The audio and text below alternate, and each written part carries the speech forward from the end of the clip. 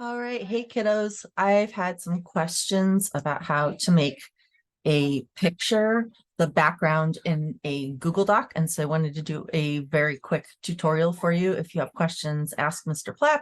You can ask me. I'm happy to help you out.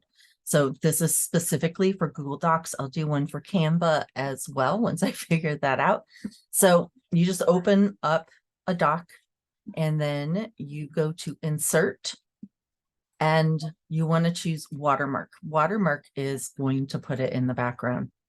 After that, you just simply select your image.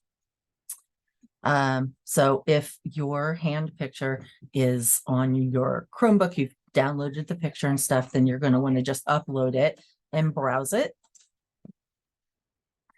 to find it.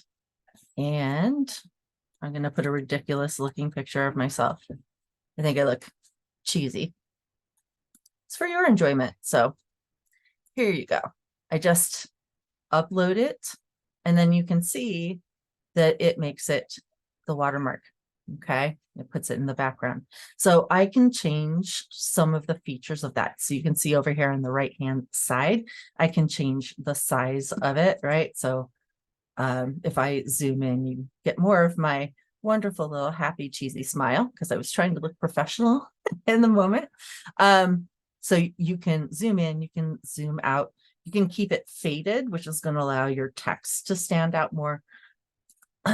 You can change it from not faded. In any case, so then you have that going on. You can literally just type directly over it, and all of your usual ways of formatting and editing and typing on your doc are available, right? You can center justify, you can change the size of the font, I can change the color, the bold, or anything like that. And that is how you do it. Like I said, if you have any questions, ask Mr. Plapp. You can reach out to me and we will help you get this done so that you can be fabulous on project night. And now I have to figure out, turn off the video. All right.